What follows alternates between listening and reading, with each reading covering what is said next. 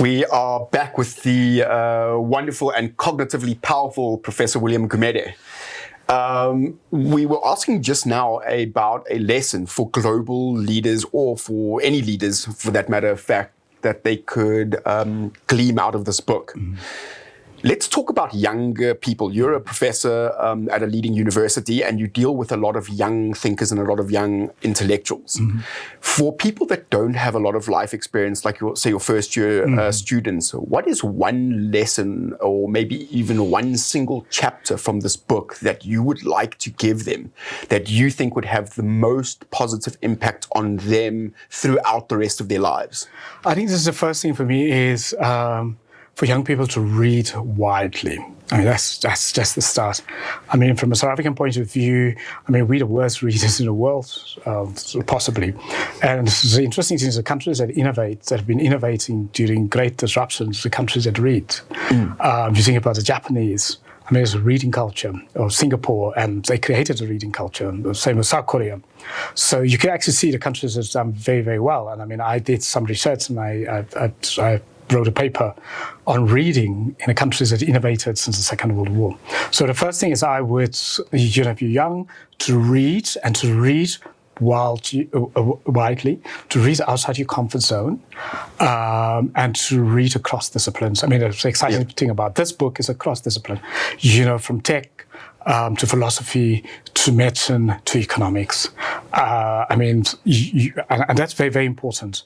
Our problem in the country with many of our young people, I mean, I experience with teaching students, is they firstly, sadly, don't read.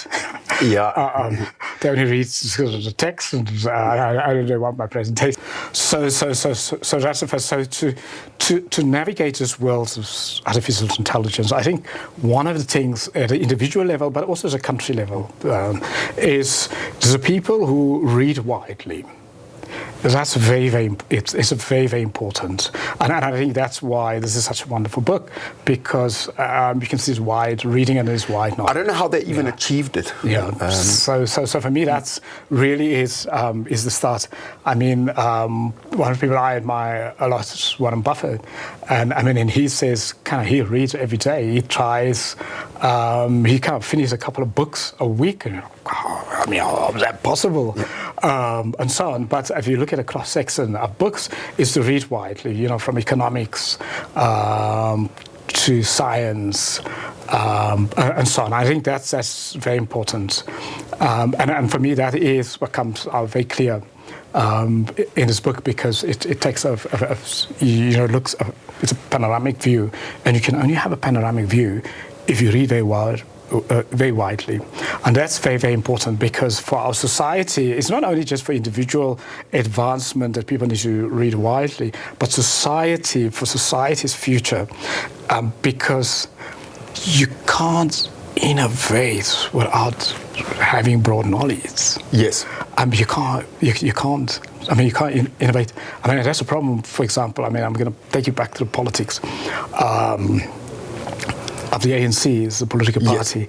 Yes. The ANC has been stuck in the loop of not getting a wider knowledge, a wider political and economic knowledge for its members and even for its voters, and has been stuck with one view, but a view that is kind of frozen. Yes. In the 60s, in the 70s.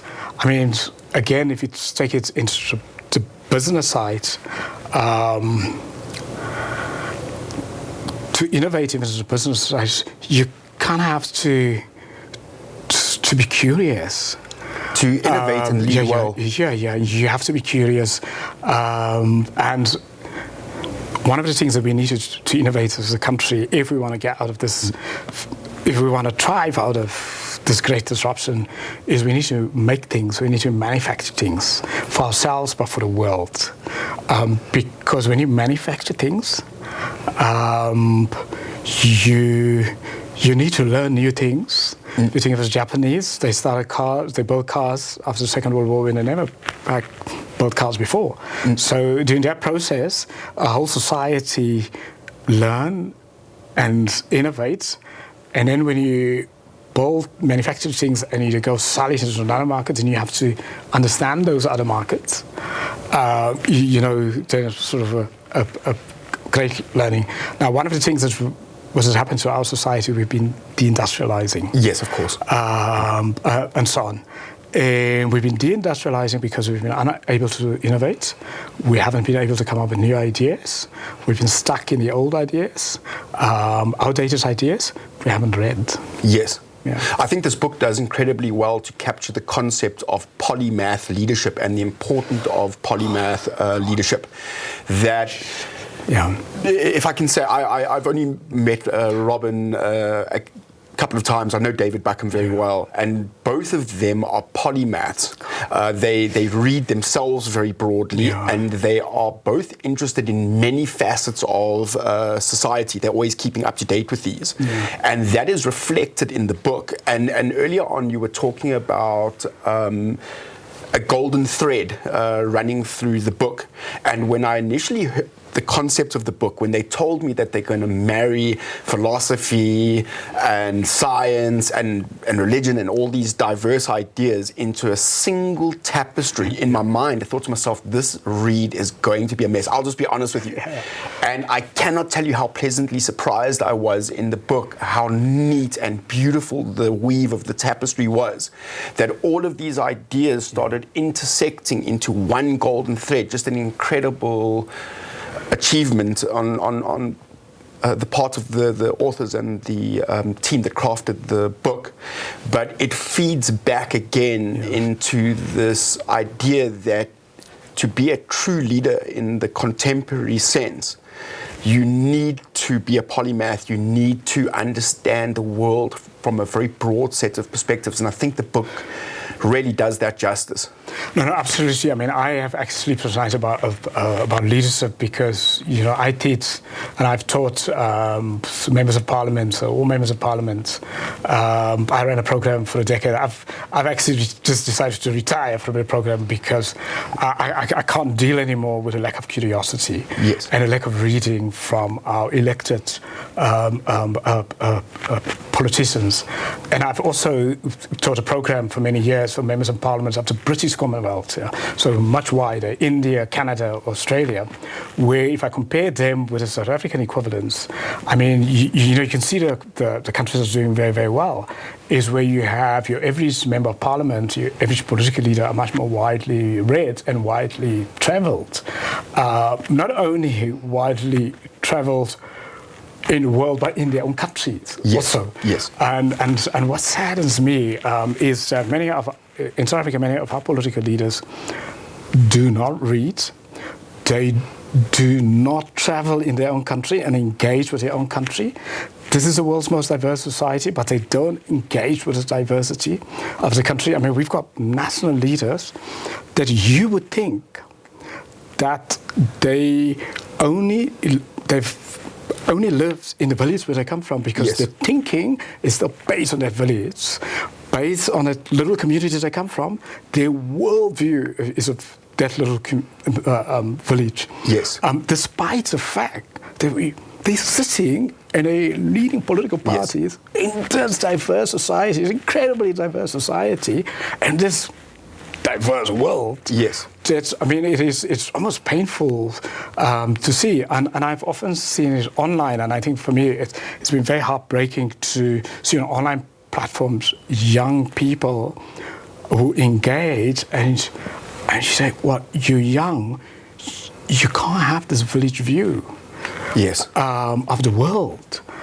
You can't have a view if you come, say, from, let's say, in South Africa, from a small village in Venda. That's not a world. That's not South Africa.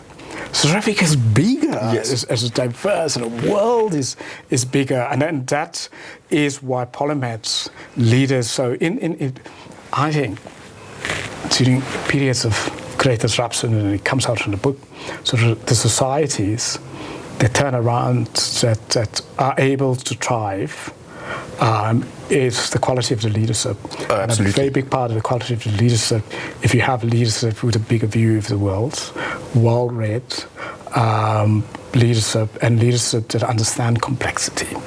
I I think when it comes to showing the harm of echo chamber leadership, if I can use that term historically, I think that the authors have absolutely smashed it out the park with one or two specific examples where they show a leader in a certain position in time and history where they have an opinion and they bounce it around in their own little echo chamber, which is kind of like what we see in modern politics now, or in modern leadership, let's call it. And we've seen the kind of harm that takes place when ideas just bounce around echo chambers rather than getting bounced around groups that have polymath cognitive thinking power. You make an excellent point around that. I mean, also the thing is, I mean, what is our competitive advantage in South Africa in during a period of disruption, even during normal moments, or peacetime moments, it's our diversity. So, and it's not just color or ethnic diversity. In fact, diversity is broad. So if, you know, in order to innovate, you need to utilize the diversity. But we have political parties that are so narrow based on ideology and same color and same people and the echo chambers that they miss out on this real opportunity. But often you go also business sometimes, because often the same for firms. Yes, for firms to absolutely thrive, agreed, and to build resilience and to innovate, they really have to master diversity in their firms. That's very, very important, and encourage diverse ideas. Listen to diverse ideas and listen to diverse new ideas in order to thrive and to take to thrive in this uncertainty. In a healthy environment where you've got strong leadership, no matter what facet it's in, you are always going to come up against ideas that make you feel uncomfortable and some ideas that make you feel very comfortable. And that's in a place where leadership is thriving. And that's the experience I had during the book. That I was reading through the book, and at times I was like, yes, I'm right about the world, because I think that the book is correct on this particular issue.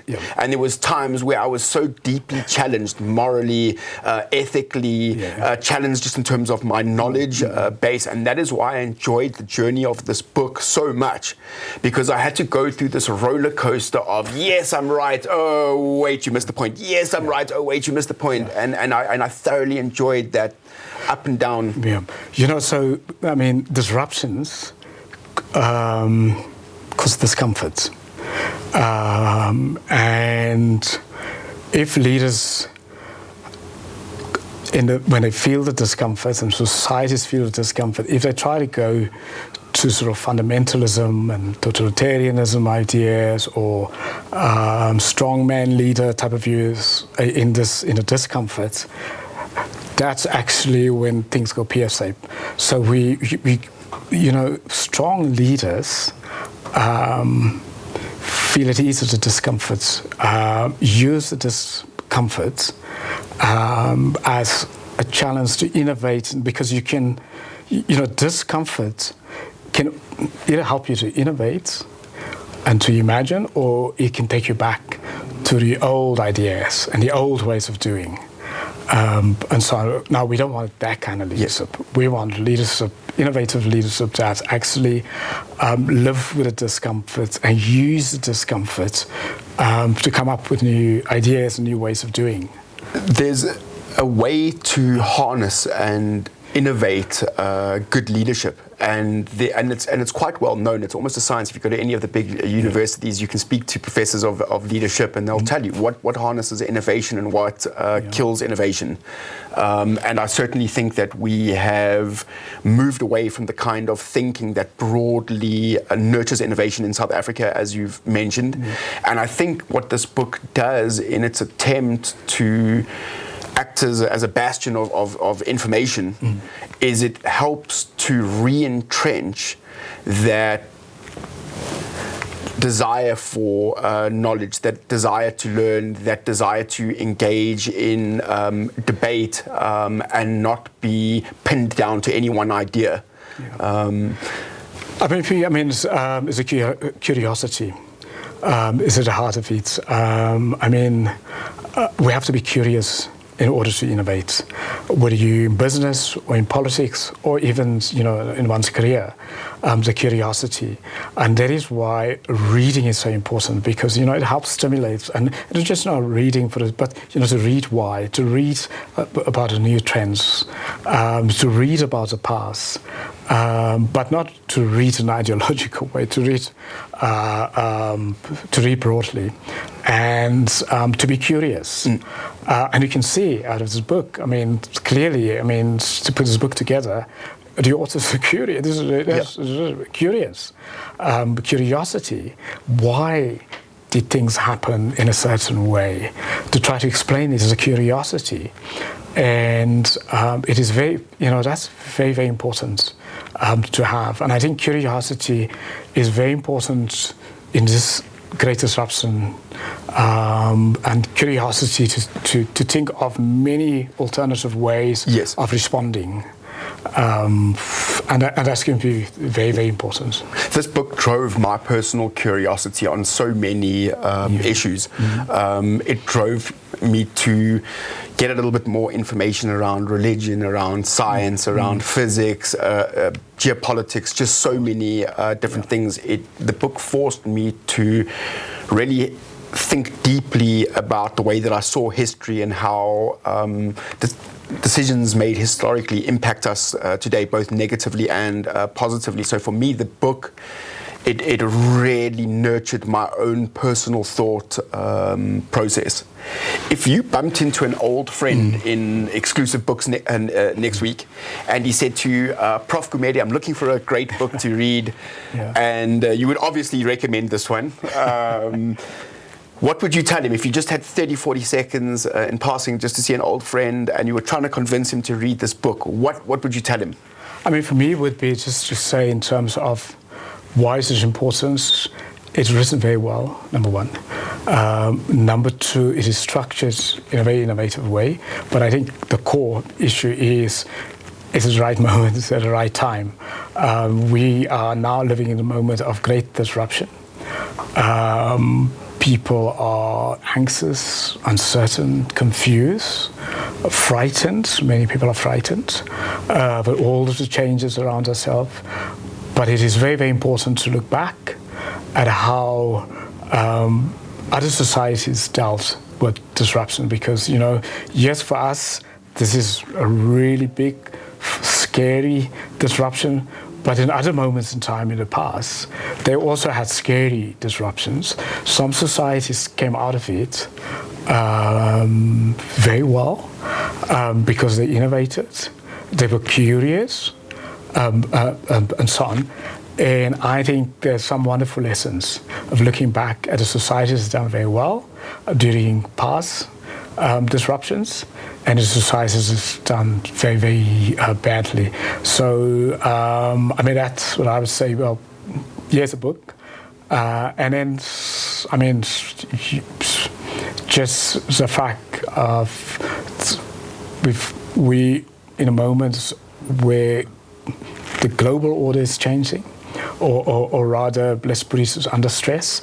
So the Western-led, US-led global order of the post-Second World War is now under stress and is under crisis. I don't think there is immediately right now any alternatives right now. So we've got a crisis of the West as global leaders, but there are not any clear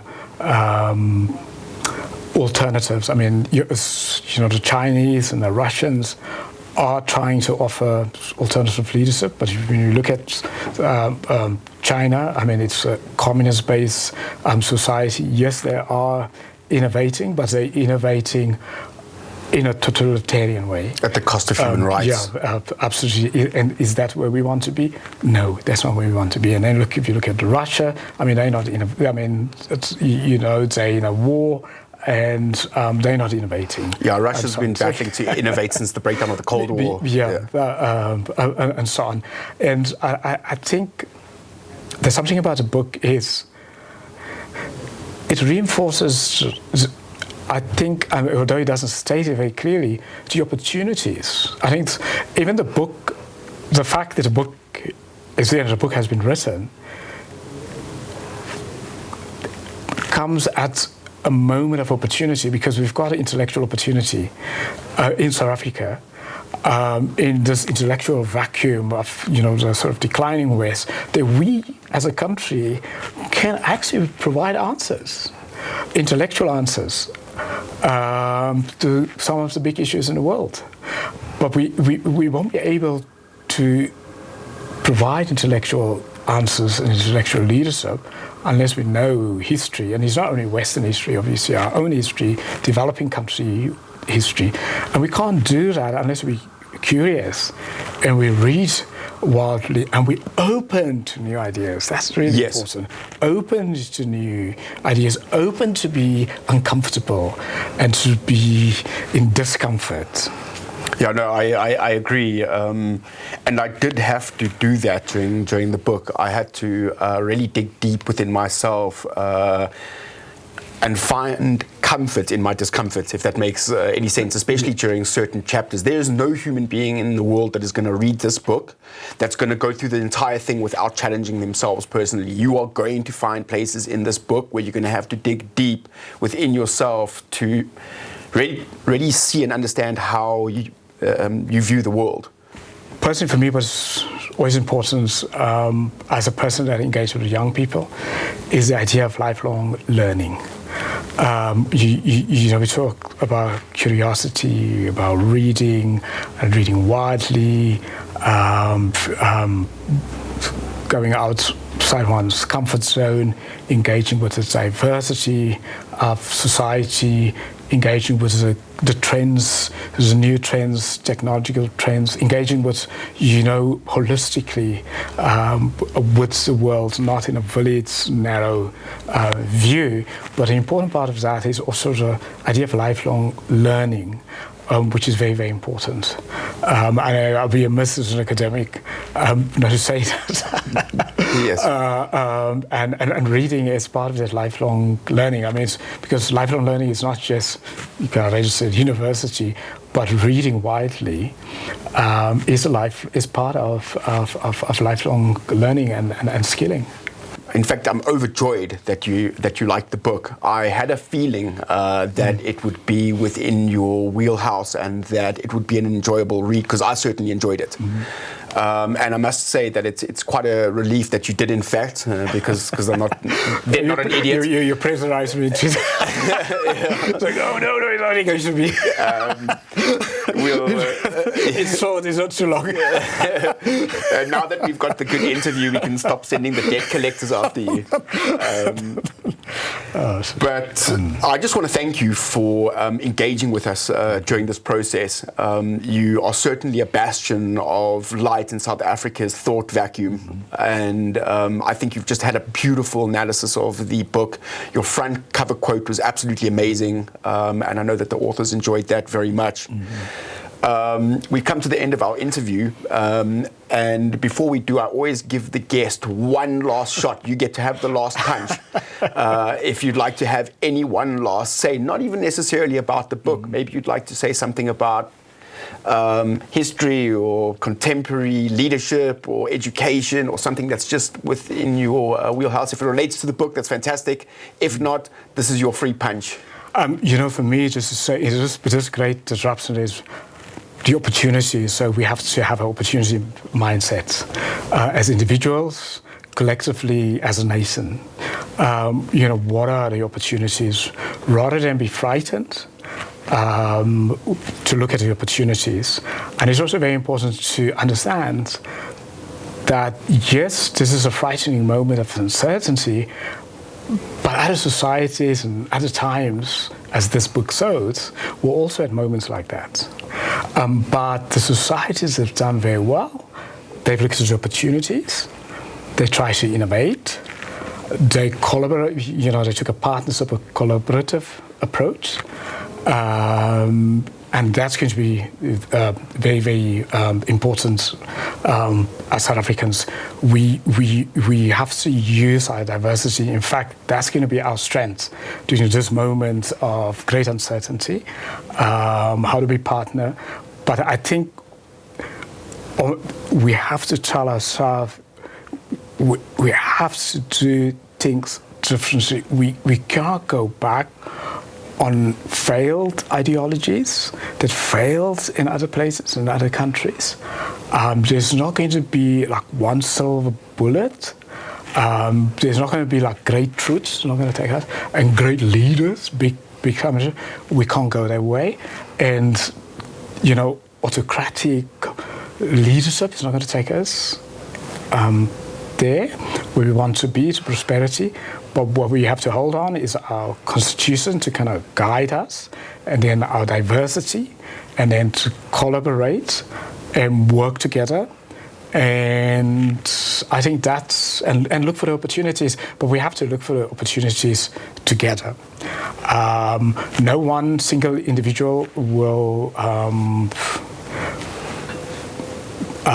take us to the promised land, and no one ideology will take us into the promised land. No one color will take us to the promised land, and no one political party will take us to the promised land. I mean, for me, that's why it's so wonderful to have a government of national unity as a governance structure of the country, because what it does, it brings our diversity together in our national government, but then we have to use the diversity, we have to use the ideas. What is missing right now with our government of national unity, it needs to also partner with business, with civil society, with professionals, almost like a government of national unity plus. That will help us to innovate.